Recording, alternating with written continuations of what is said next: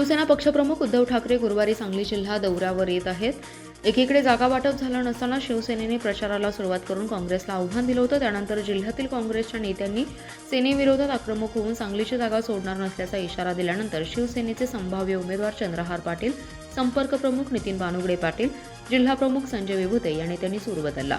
महाविकास आघाडीचा जो निर्णय होईल त्याला बांधील राहणार असल्याचे पत्रकार परिषदेत स्पष्ट केलं. दरम्यान मिरजेत पक्षप्रमुख उद्धव ठाकरे यांची जाहीर सभा होणार असल्याचंही त्यांनी सांगितलं. शिवसेना पक्षप्रमुख उद्धव ठाकरे यांच्या नियोजित दौऱ्याप्रमाणे गुरुवारी मिरजेतील कोळेकर मठ मैदानावर सायंकाळी 5 वाजता सभा होतीये. सभेसाठी शिवसेना नेते संजय राऊत, सचिव मिलिंद नार्वेकर, वैभव नाईक आदी उपस्थित राहणार आहेत. उद्धव ठाकरे यांनी सांगलीच्या जागेबाबत स्पष्ट संकेत दिले असल्यामुळे तयारीला लागलो. लवकरच उमेदवारीची अधिकृत घोषणा होईल असंही त्यांनी सांगितलंय. बानुगडे पाटील म्हणाले, शिवसेना पक्षप्रमुख उद्धव ठाकरे यांचे गेल्या काही दिवसांपासून झंझावती दौरे सुरू आहेत. मिरजेत नियोजित दौऱ्याप्रमाणे सभा होईल. दुपारी 3 वाजता कोल्हापूर येथून ते सांगलीकडे रवाना होतील. सांगलीत वसंतदादांच्या स्मृतीस्थळाचं दर्शन घेतल्यानंतर मिरजेकडे रवाना होतील. आचारसंहिता लागण्यापूर्वीच हा दौरा नियोजित आहे.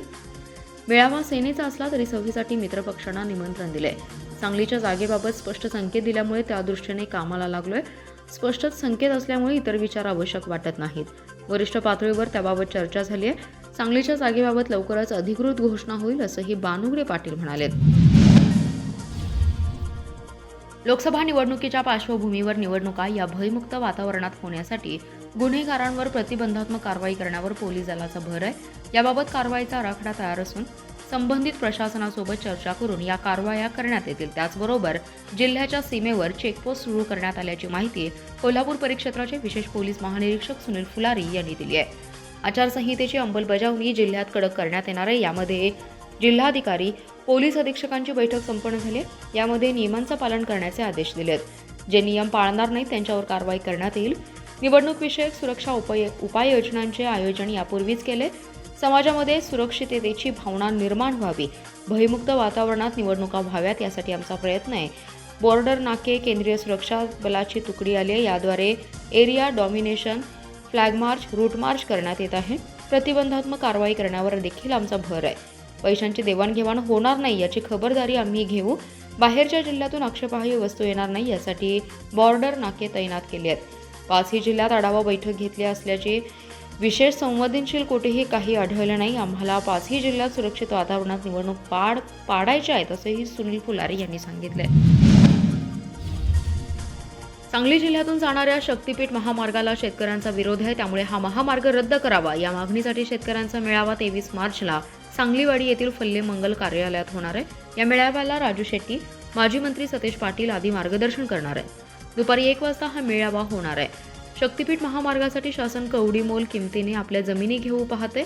2013चा जमीन अधिग्रहण कायदा शेतकऱ्यांच्या दृष्टीने फायद्याचा असला तरी जमिनीच्या मूल्यांकनाच्या बाबतीत शासनाने वेळोवेळी दुरुस्त्या केल्या आहेत.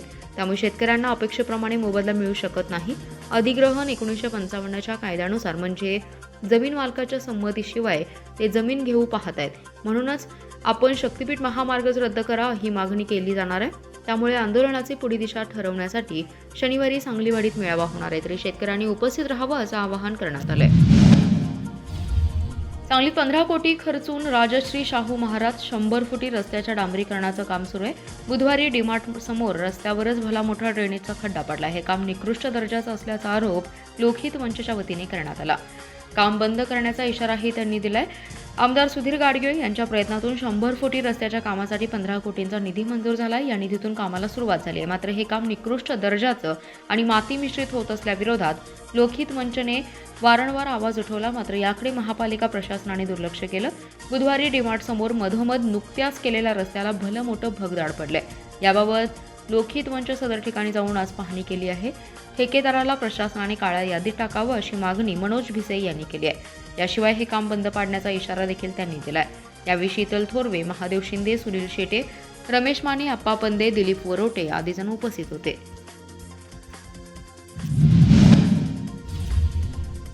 विरोधकांची त्रेधा उडाली असून लोकसभेच्या निवडणुकीत आपण जिंकणार आहोत हे निश्चित आहे. पण जास्तीत जास्त मताधिक्य देण्यासाठी कार्यकर्त्यांनी काम करावं असं भावनिक आवाहन खासदार संजय काका पाटील यांनी कवठेमंकाळ येथे कार्यकर्त्यांच्या मेळाव्यात केले.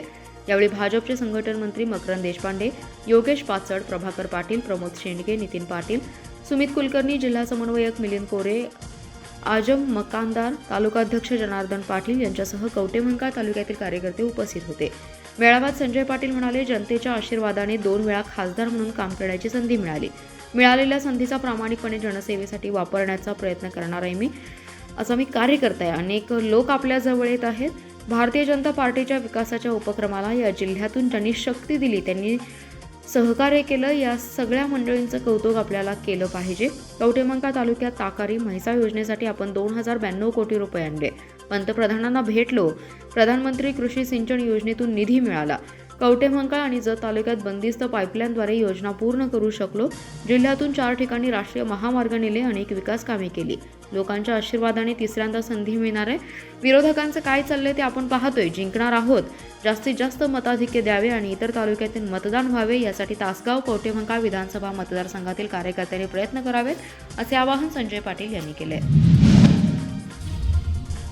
कोल्हापूर परिक्षेत्राचे विशेष पोलीस महानिरीक्षक सुनील फुलारी यांच्या हस्ते सांगली पोलिसांनी विविध चोरीच्या गुन्ह्यात जप्त केलेला 50 लाखांचा मुद्देमाल तक्रारदारांना परत करण्यात आला.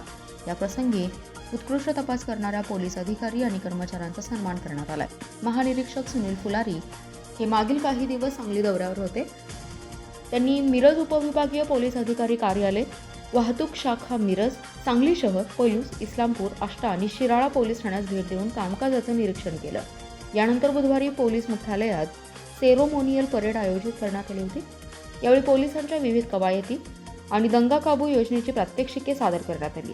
पोलीस निरीक्षक कार्यालयात आयोजित गुन्हे आढावा बैठक घेण्यात आली. तत्पूर्वी सांगली शहर पोलीस ठाणे, तासगाव, विश्रामबाग आणि महात्मा गांधी चौक पोलीस ठाण्यामध्ये दाखल असलेल्या घरफोडी गुन्ह्यांमधील चोरीस गेलेल्या 50 लाखांचे सोने चांदीचे दागिने पोलिसांनी हस्तगत केले होते. तो ऐवज महानिरीक्षक फुलारी यांच्या हस्ते तक्रारदारांना परत करण्यात आला. या प्रसंगी उत्कृष्ट तपास करणाऱ्या पोलीस अधिकारी आणि कर्मचाऱ्यांचा सन्मान करण्यात आलाय. नागज घाटामध्ये अर्धवट जळालेला अवस्थेत पुरुषाचा मृतदेह आढळून आला होता. त्याची ओळख पटत नव्हती.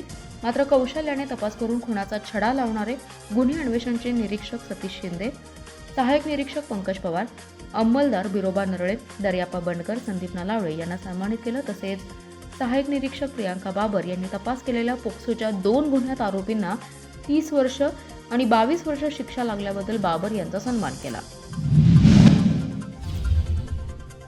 सांगली मिरज कुपवाड शहर महानगरपालिकेच्या आयुक्तपदाचा कार्यभार जिल्हाधिकारी दयानिधी यांच्याकडे वर्ग करण्यात आलाय.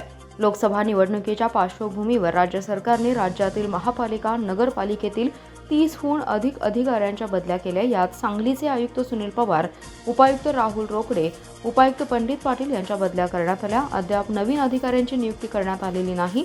नवीन आयुक्त, उपायुक्त कोण येणार याची चर्चा बुधवारी दिवसभर महापालिका वर्तुळात होती. मात्र सायंकाळी जिल्हाधिकारी यांच्याकडे आयुक्त पदाचा कार्यभार देण्यात आलाय. कर्नाळ येथील कंजारभाट येथे दुचाकीवरून निघालेल्या तरुणाला रात्री अडवून त्याला मारहाण करत वार करून लुटणाऱ्या चोरट्यांना जेरबंद करण्यात पोलिसांना यश आले. या प्रकरणी दोघांना अटक करण्यात आली असून त्यांच्याकडून एक मोबाईल जप्त केलाय. सांगली ग्रामीण पोलिसांच्या गुन्हे प्रकटीकरण शाखेने सदरची कारवाई केली. बसुराज उर्फ बशा कल्लाप्पा अडकई आणि हणमंत मल्हारी शिंदे अशी अटक केलेल्यांची नावे आहेत. फिर्यादी विजय चव्हाण हे मिरज तालुक्यातील कर्नाळ येथे राहतात. मंगळवार दिनांक 5 मार्च रोजी ते दुचाकीवरून कामासाठी मिरज MIDC मध्ये निघाले होते. यावेळी कंजारभाट परिसरात संशयित दोघांनी दुचाकी अडवून त्यांना मारहाण करत वार करून जबरदस्तीने मोबाईल काढून घेत पळून गेले होते. याबाबत विजय चव्हाण यांनी सांगली ग्रामीण पोलीस ठाण्यात फिर्याद दिली होती. सांगली ग्रामीण पोलीस ठाण्याचे गुन्हे प्रकटीकरण शाखेचे कर्मचारी संशयितांचा शोध घेत होते. यावेळी सांगली शहर पोलीस ठाण्याचे कर्मचारी अमोल क्षीरसागर यांना माहिती मिळाली की संशयित दोघेजण चोरीचा मोबाईल विक्री करण्यासाठी माधवनगरमध्ये येणार आहेत. मिळालेल्या माहितीप्रमाणे पथकातील कर्मचाऱ्यांनी सापळा रचून दोघांना ताब्यात घेतलं. यावेळी त्यांच्यावर कसून चौकशी केली असता त्यांनी सदर गुन्ह्याची कबुली दिली. यानंतर त्यांना ताब्यात घेत अटक करण्यात आली.